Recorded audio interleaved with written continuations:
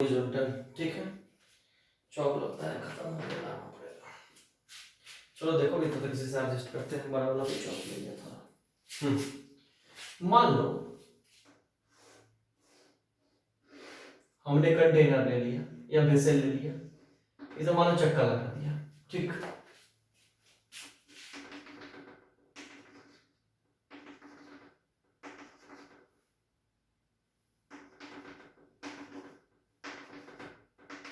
अभी ऐसे बना दिया। मान लो कि ये एक एक्सेलरेशन से आगे की तरफ मूव कर रहा है, ठीक। इसमें मेरे समझ से कोई डाउट वाउट आपको नहीं होना चाहिए। मास m है नीचे, mg, ma इधर, Fnet इधर। Fnet इधर होगा तो तुरंत बताएं सरफेस के परपेंडिकुलर, यानी सरफेस को ऐसे बनाना पड़ेगा। बोल क्लियर हो गया? इसमें मेरे समझ से कोई दिक्कत? सबसे पहले हम क्या करते हैं कि हॉरिजॉन्टल डायरेक्शन में हम प्रेशर निकालना सिखाते हैं। एक्सेलरेशन का डायरेक्शन ये है, देखिए। तो कैसे निकालते थे? तो हम क्या बोलते थे कि सबसे पहले एक सिलेंडर बनाते थे। अरे भाई, इसके पहले वाला केस में, पहले वाले वीडियो में देखो कि रेस्ट में था फ्लूइड, तो ऐसे सिलेंडर बना करके निकालते थे ना। मान लो कि दो फेस बना लिए, ठीक।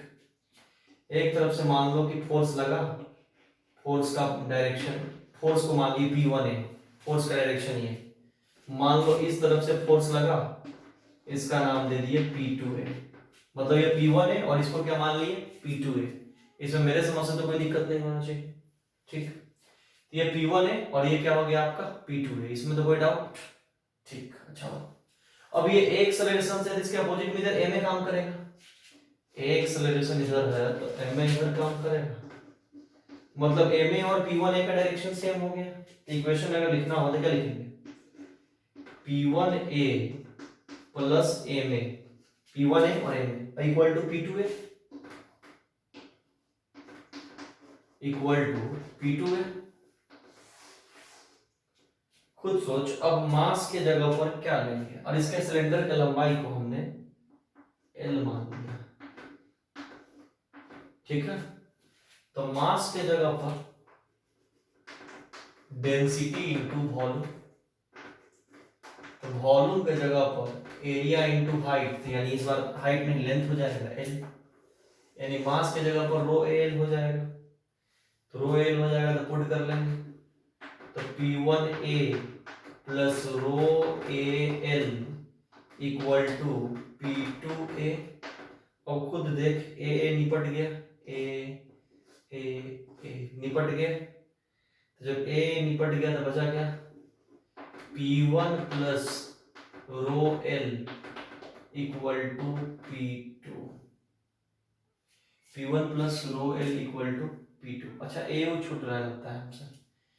हाँ, ये हाँ P1 m प्लस ma था ना, तो P1 m की जगह रखें और a तो यहाँ छूट रहा है ना। हाँ, ठीक है। तो rho L a equal to P2,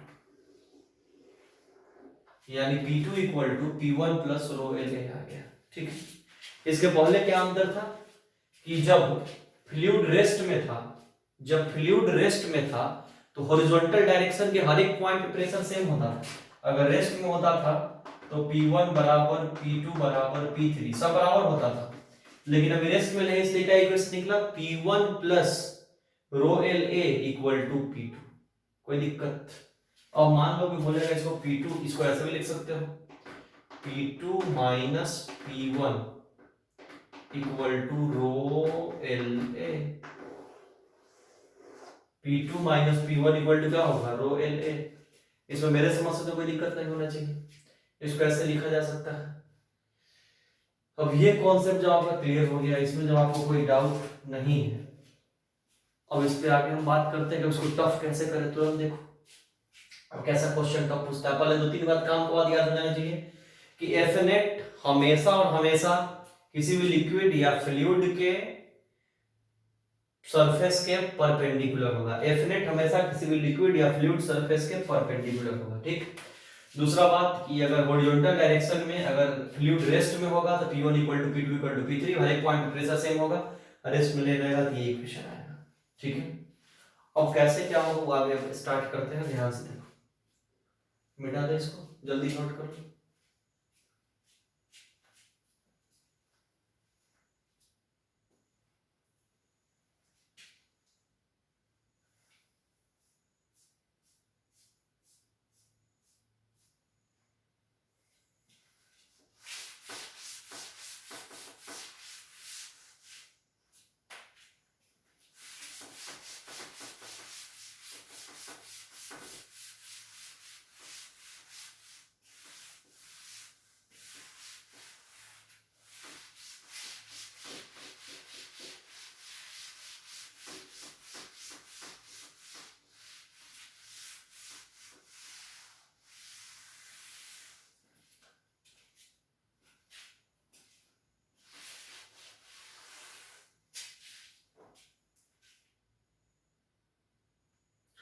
ठीक, इसमें मेरे समझ से कोई दिक्कत? अब इस पे दिक्कत क्या है, देखो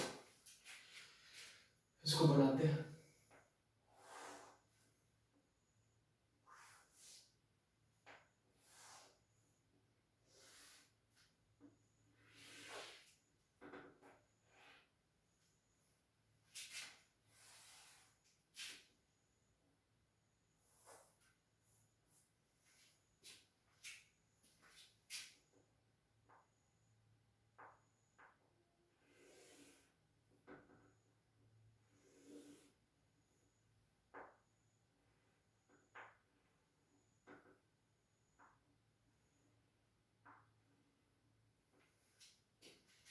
मान लो कि अभी हमने ऐसा ही कंटेनर था, सिलेंडर इस शेप का था, हमने अभी ऐसे निकाला, ठीक।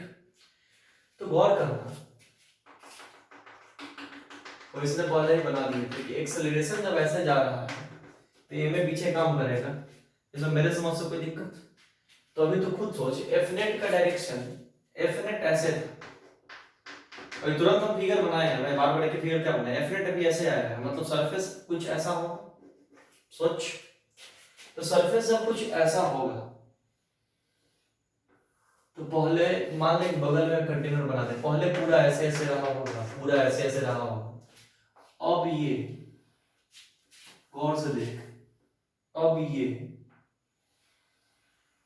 इस शेप का हो गया, क्यों? क्योंकि एक एक्सेलरेशन से आगे जा रहा है तो एफ नेट तो इधर होगा ना, ये तो समझ में आ रहा होगा। और जिसका लंबाई को, सिलेंडर की लंबाई को हमने तोड़ के अलग अलग बनाया था, तो पिछले फिगर को देखो, सिलेंडर की लंबाई को हमने क्या माना था, एल। तो अब तू सोच, तुमको एक बात समझ आएगा, अब तू देख पहले, ये एल लंबाई हो गया, ये सरफेस का डायरेक्शन हो गया, ठीक।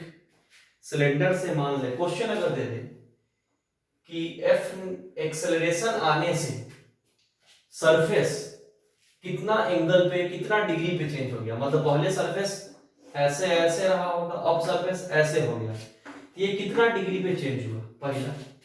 दूसरा, मान ले जैसे इस पॉइंट के हाइट को मान ले h,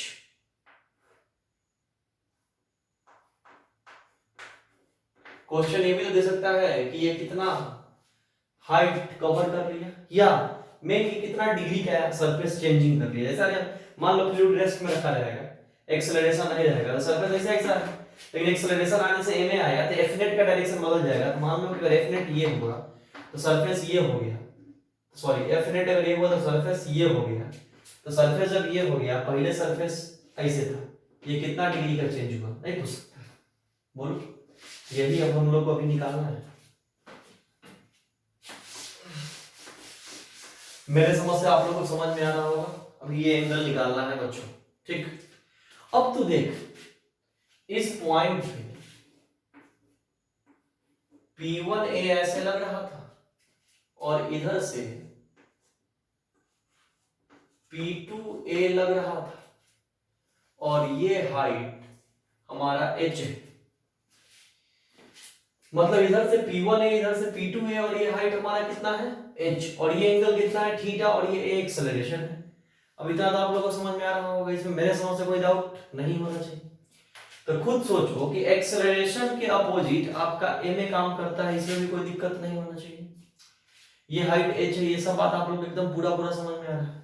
तो मान लो कि सबसे पहले अगर यहाँ P1 का बात करें, तब तो सरफेस ऐसा हो गया तो एटमॉस्फेरिक प्रेशर तो P1 ही होगा, मतलब एटमॉस्फेरिक प्रेशर को पी नॉट बोलते हैं, तो पी नॉट यहाँ P1 के बराबर हो।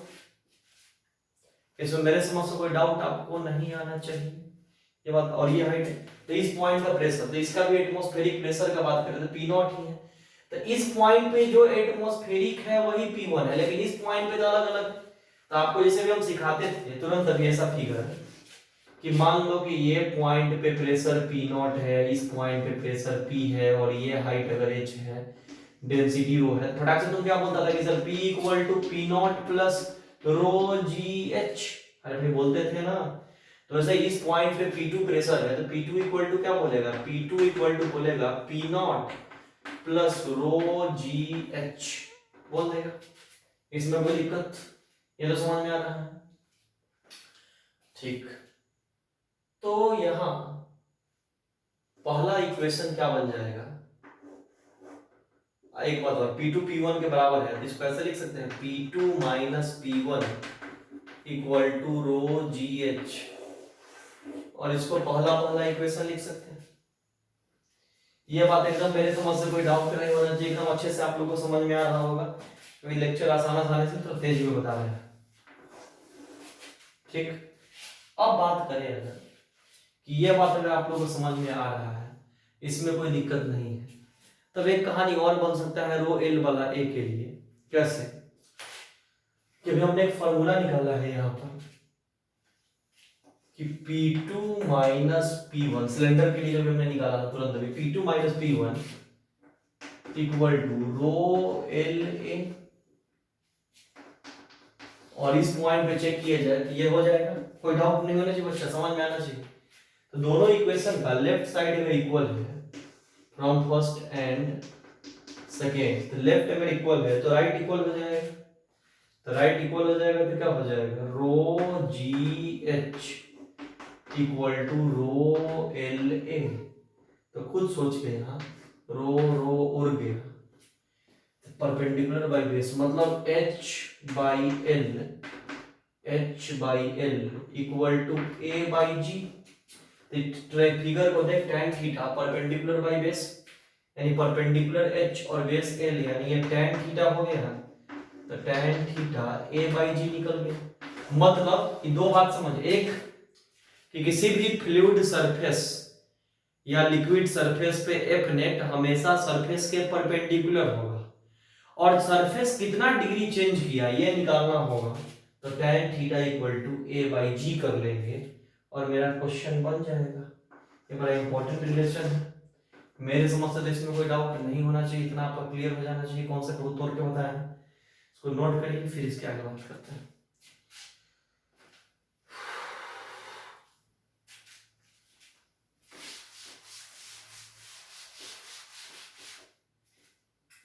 इसको नोट करिए अच्छे से फिगर बना के।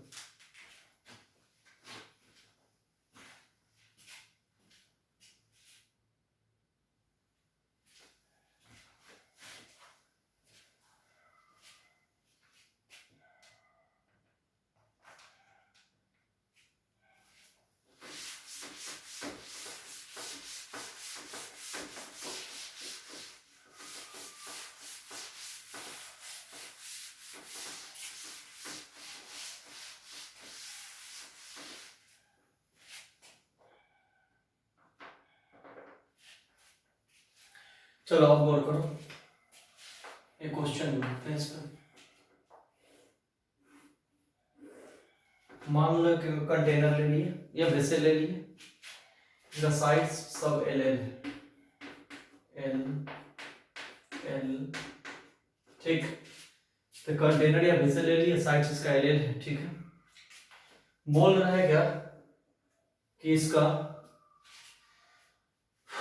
एक्सेलरेशन का वैल्यू बताओ। मान लो कि कंटेनर इधर ए एक्सेलरेशन से मूव कर रहा है, तो बोल रहा है कंटेनर का एक्सेलरेशन बताओ कब, तो उस वक्त का एक्सेलरेशन बताओ, उस वक्त का एक्सेलरेशन बताओ जब इस कंटेनर का आधा पानी बाहर निकल चुका है।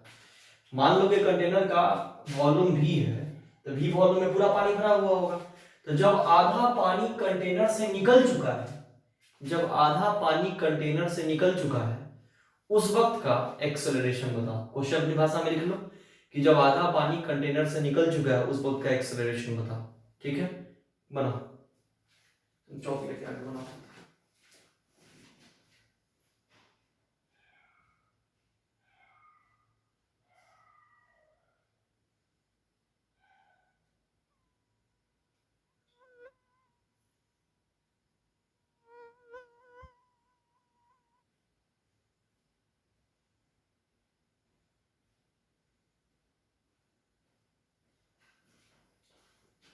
बनाओ, देखो अब हम बना देते हैं, तुम लोग ध्यान से। सबसे पहले हम सोचेंगे कि जब पहले एफबीडी बनाते हैं, पॉइंट ऐसे मान लो mg, एक्सेलरेशन इधर, तो ma इधर। तो जब ma इधर होगा तो एफ नेट यहां होगा, एफ नेट जब यहां होगा तो एफ नेट के परपेंडिकुलर, यानी अगर हमारा ये एफ नेट है तो पहला बात की सरफेस ऐसा होगा,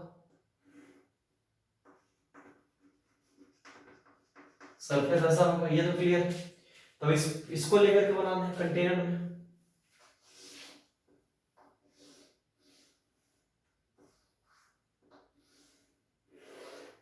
तो कंटेनर में खुद सोच कि आधा पानी निकल चुका है, तो जब आधा पानी बाहर चला गया तो खुद सोच कि तब हमारा सरफेस, आधा पानी जब बाहर निकल जाएगा तो सरफेस ऐसा होगा।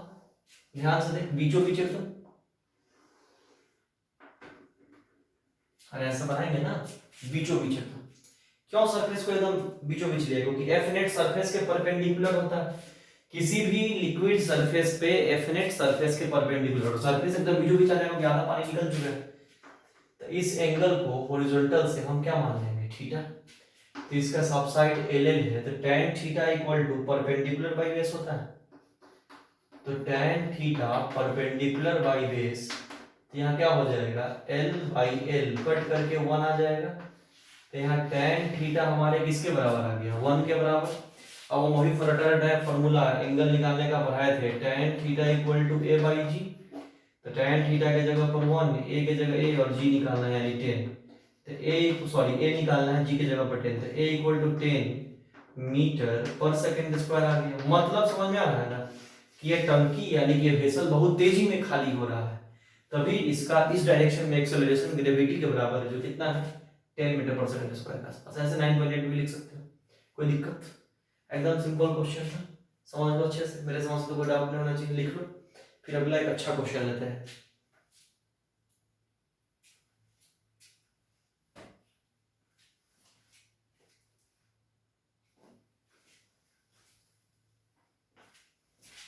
इसमें कोई डाउट नहीं होना चाहिए। फिर अगला क्वेश्चन लेते हैं, सर्कुलर मोशन मिक्स करके।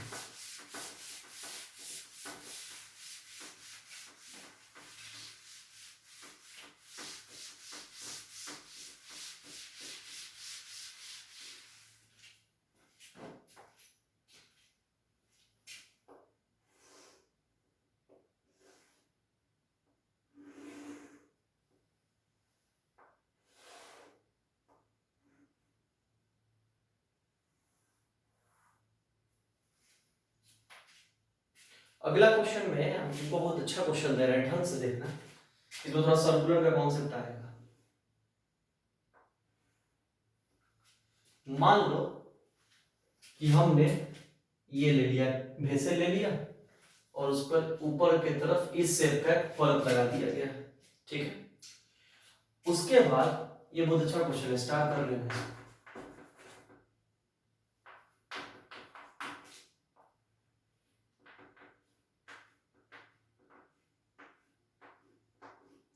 उसके बाद ऊपर की तरफ एक एक्सिस ऐसे बना दिया गया, और इस एक्सिस में ओमेगा एंगुलर स्पीड से ये घूम रहा है ऐसे, ठीक है। कोई दिक्कत? तो बोल क्या रहा है, और डेंसिटी रो है, तो बोल क्या रहा है कि calculate pressure at function of x.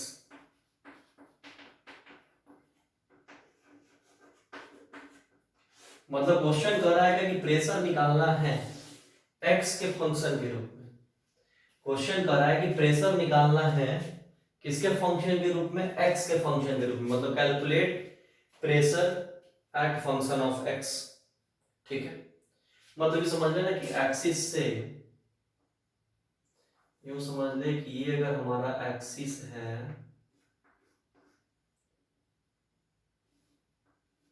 तो एक्सिस से एक्स दूरी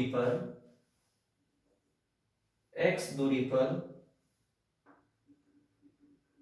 मान लो कि कोई पॉइंट है, एक्सिस से एक्स दूरी पर कोई पॉइंट है, मान लो ये, और इस पॉइंट का प्रेशर मान लो कि हमने P मान लिया, इस पॉइंट का प्रेशर मान लो कि हमने क्या मान लिया, P, और बोल क्या रहा है, इसी P को निकाल के दिखाना है।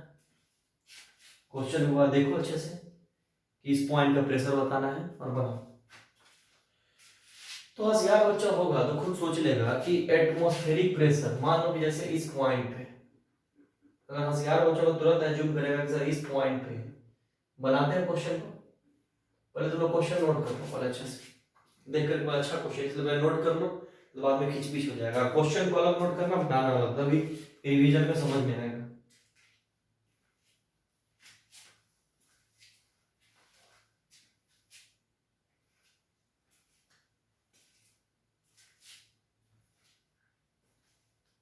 चलो देख, मान लो इस पॉइंट के प्रेशर को एटमॉस्फेरिक प्रेशर पी नॉट मान लेते हैं, तो तुरंत अभी पढ़ाए, गौर से देखना कि इस पॉइंट का प्रेशर पी नॉट और इस पॉइंट का प्रेशर पी, और अगर ये हाइट एच होता है तो इस पॉइंट पे पी बराबर क्या लिखते थे, पी नॉट प्लस रो जी एच, याद होगा तुरंत।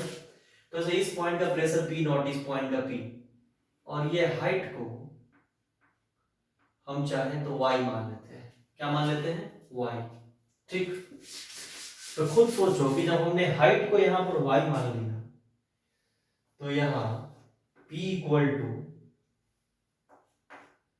पी नॉट प्लस रो जी एच, एच की जगह पर y हो जाएगा, कोई डाउट, और इसको इक्वेशन फर्स्ट मान के छोड़ देंगे। इसमें तो मेरे समझ से कोई दिक्कत तो नहीं होना चाहिए, 100% क्लियर होना चाहिए। अब हम क्या करते हैं, इस फिगर को समझते हैं, थोड़ा फील करते हैं, ठीक है, नेट फोर्स निकालने के लिए, तो इसको बनाते हैं पहले।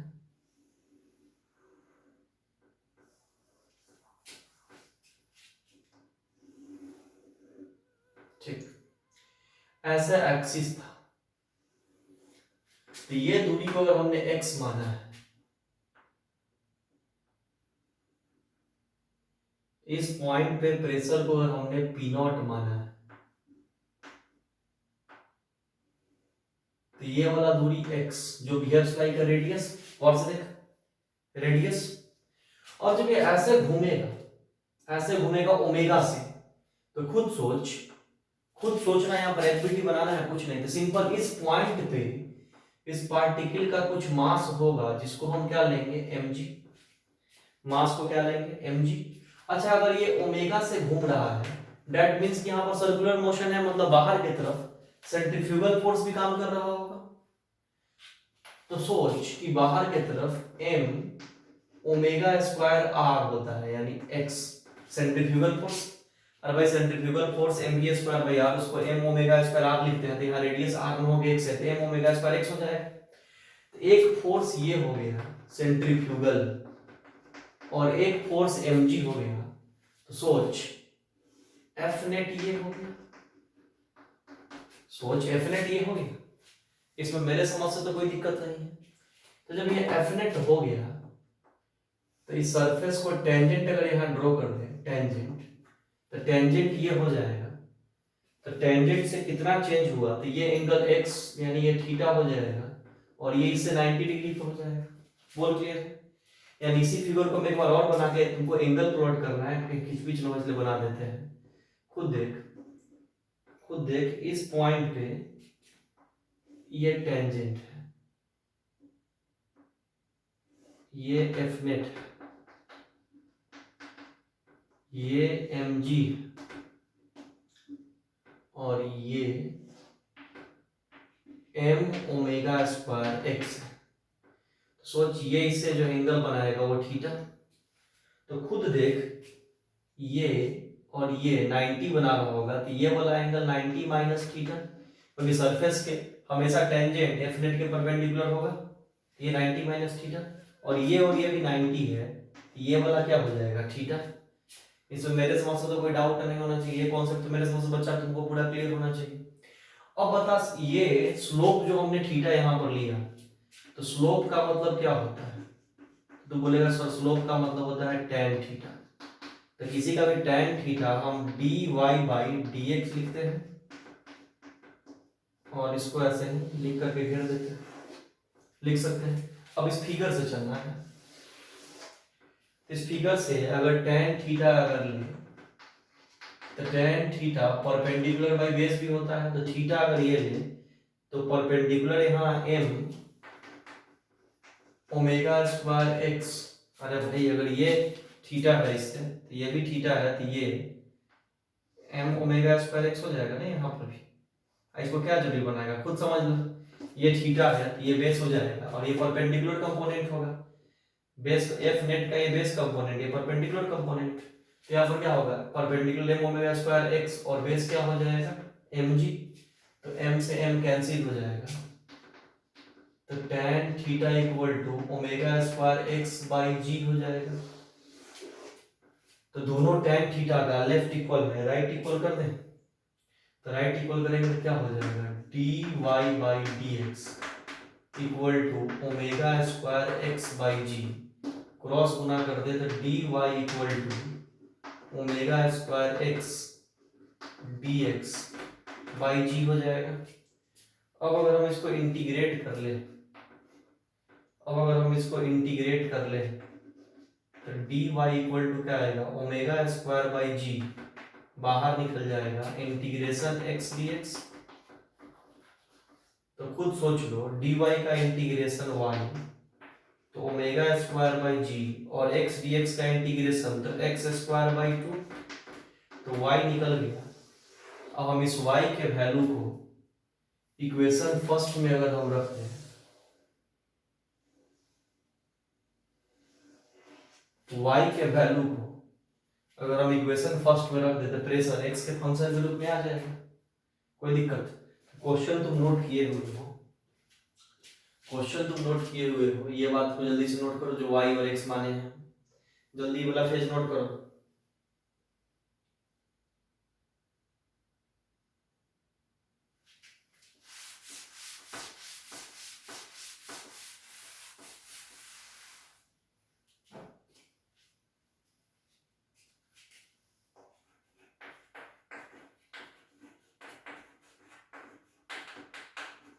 इन इक्वेशन फर्स्ट क्या है, P equal to P naught plus rho G Y,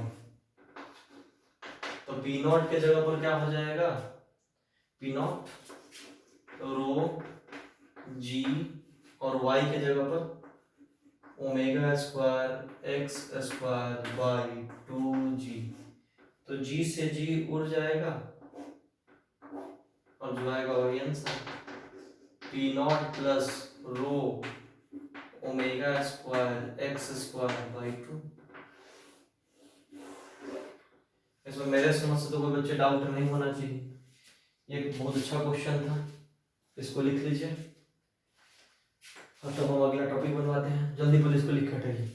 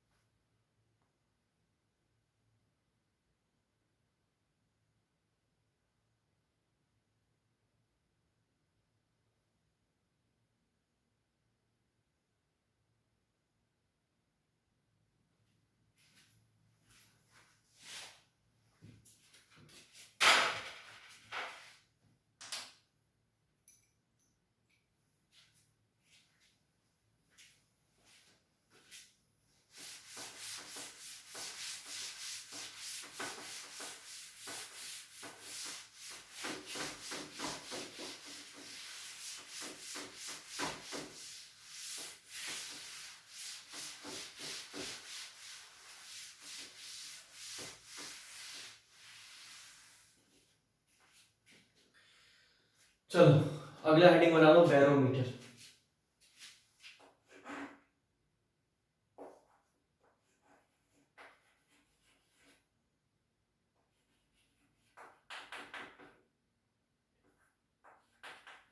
barometer,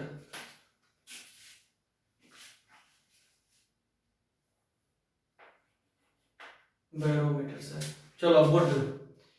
सबसे पहले बात करते हैं कि कोई पूछेगा बैरोमीटर क्या होता है, तो बोलना कि बैरोमीटर एक इंस्ट्रूमेंट है जो एटमॉस्फेरिक प्रेशर को मेजर करता है। किसको मेजर करता है?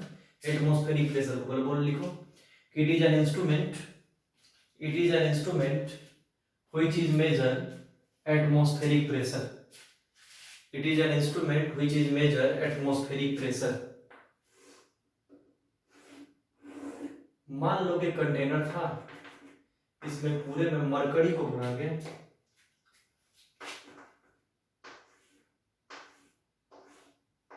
एक कंटेनर था, इस कंटेनर में पूरे में मरकरी को भर दिया गया और साथ में एक यू शेप का, एक यू शेप का ट्यूब ले लिया गया, ट्यूब ऑफ ग्लास था ये, मतलब एक यू शेप का ट्यूब ले लिया गया और इसके अंदर भी मरकरी को भर दिया गया।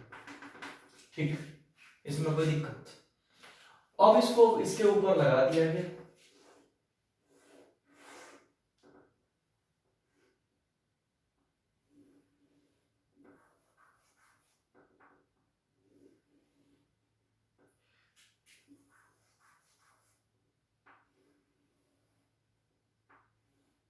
इसको इसके ऊपर लगा दिया गया। तो जैसे मरकरी पूरे में फिल्डअप था,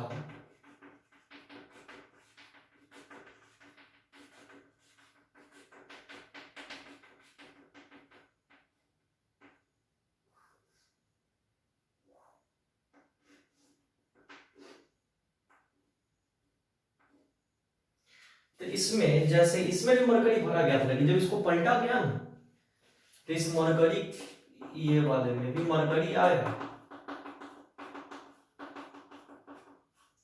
लेकिन कुछ स्पेस खाली रह गया, इस ट्यूब का कुछ पार्ट खाली रह गया, जिस पार्ट में वैक्यूम आ गया, जिस पार्ट में क्या आ गया? वैक्यूम आ गया। ठीक, यहां एक स्केल लगा दिया गया था रीडिंग देखने के लिए,